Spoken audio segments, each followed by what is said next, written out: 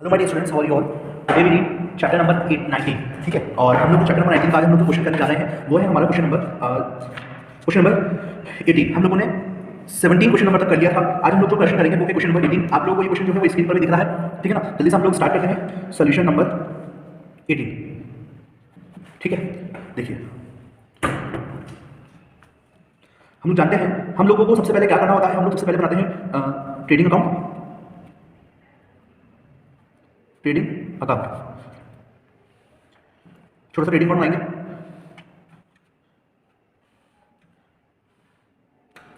Particular amount,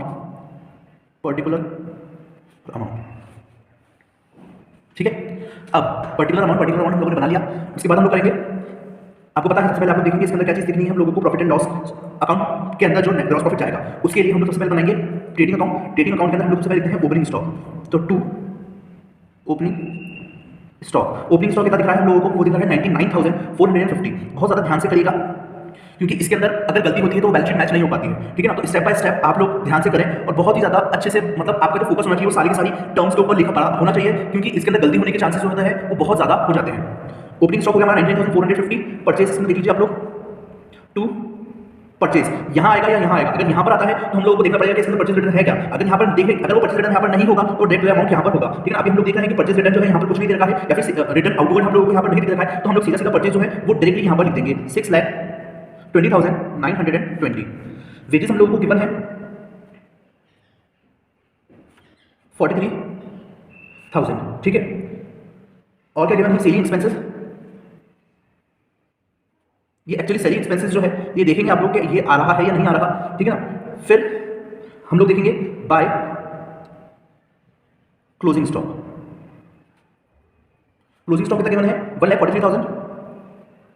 bye sales, bye sales कितना given है? 7,81,820। Directly यहाँ पर लिख दीजिए 7,81,820, ठीक है। हमें पता है कि यहाँ पर टोटल ज्यादा आएगा या फिर यहाँ पर टोटल ज्यादा आएगा, ठीक है। अब हम लोग सबसे पहले क्या देखेंगे, एक साइड की टोटल आगे देखेंगे। अरे सेल्स हो गया 7,81,820, क्लोजिंग स्टॉक हो गया, ठीक है। चलिए टोटल आगे देखते हैं 7,81,820 प्लस 143 लाख। तो हमारा आ रहा है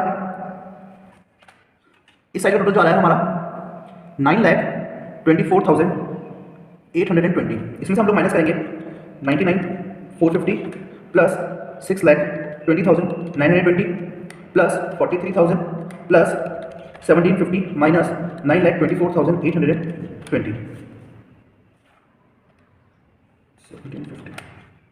देखिएगा एक मिस्टेक हम लोगों ने कर दी है कि ये सेलिंग एक्सपेंसेस जो है ना ये यहाँ पर नहीं आएगा। ये ऐसी गलतियों को पकड़ में आती है, ठीक है। मैं जानबूझ की गलती करी, लेकिन मैं आप लोगों को बताना चाहता था कि हमारे क्वेश्चन के अंदर हम लोगों को कैसे पता चलेगा कि हमारी जो टर्म होगी वो कहाँ पर आएगी, ठीक है ना। तो यहाँ पर टू ग्रॉस प्रॉफिट कितना आ जाएगा? टू ग्रॉस प्रॉफिट 1,61,450, ठीक है।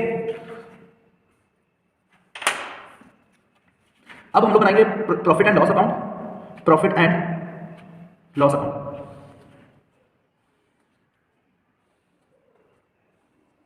ठीक है। पर्टिकुलर अमाउंट,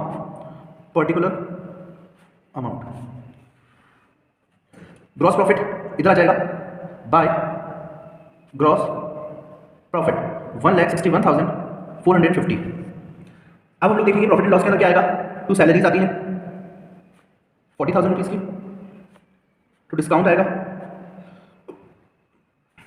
10,000 का। पोस्टेज आ देंगे, टू पोस्टेज आ जाएगा 2,730 रुपीज के। बैड डेब्ट्स आ जाएंगे 2870 के।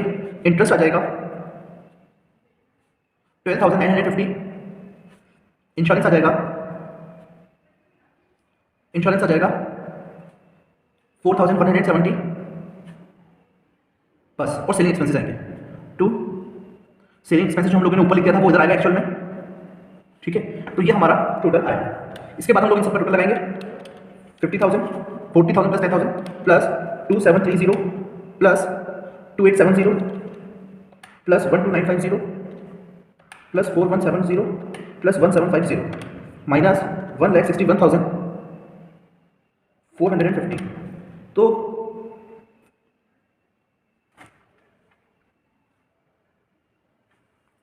हम लोग देख रहे थे कि अब आएगा हमारा बैड डेब्ट्स रिकवर्ड, इसके अंदर लिख रखा है। तो बैड डेब्ट्स रिकवर्ड जो होगा वो क्रेडिट बैलेंस के अंदर हो जाएगा इसका, by bad debts recovered. Bad debts recovered जो होंगे वो चलाएंगे 1750 रुपीज़ के। तो ये वाला बैलेंस जो है अगर बैड डेब्ट्स होता है इधर, ठीक है ना, तो इधर आता। अब इसके अंदर बैड डेब्ट्स रिकवर्ड हो चुके हैं, इसलिए हम लोगों ने क्रेडिट साइड के अंदर लिख दिया है, ठीक है। अब हम लोग इसका टोटल लगाएंगे, टू नेट प्रॉफिट आएगा, ठीक है।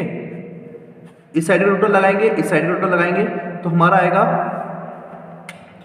161,450, 1,63,200 और 1,63,200, ठीक है ना। और तो फिर इसका हमारा जो नेट प्रॉफिट आएगा वो आएगा 88,730 रुपीज़, ठीक है। अब हम लोग क्या करेंगे, हमारा बैलेंस शीट बनाएंगे, लास्ट बैलेंस शीट, ठीक है।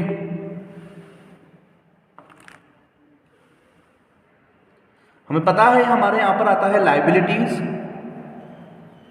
अमाउंट, एसेट्स, अमाउंट, ठीक है।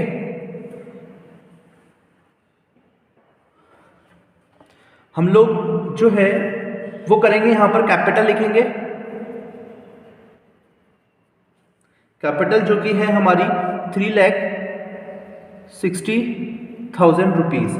इसमें से कोई ड्राइंग्स होती है ना, या फिर जैसे कि और भी चीज़ें होती हैं, वो चीज़ें यहाँ पर लिखी जाती हैं, ठीक है ना। अब जैसे कि हमारा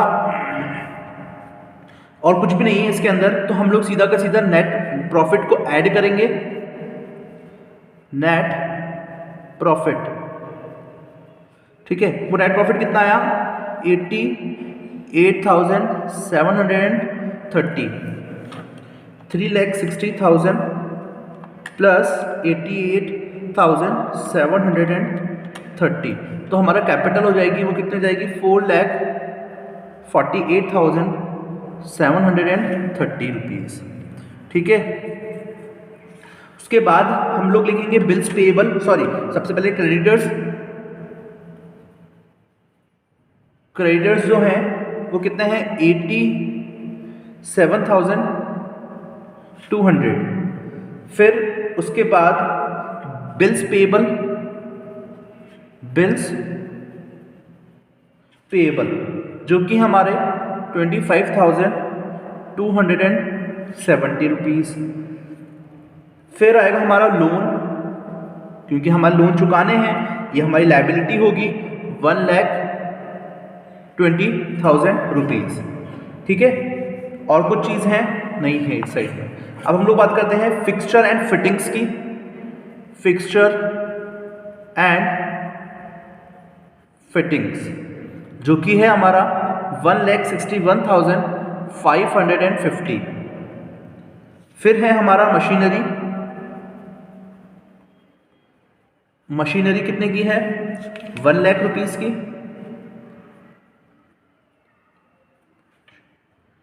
फिर है हमारे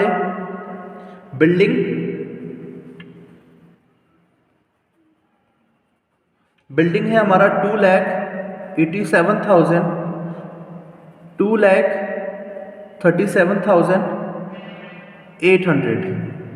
फिर है हमारा क्लोजिंग स्टॉक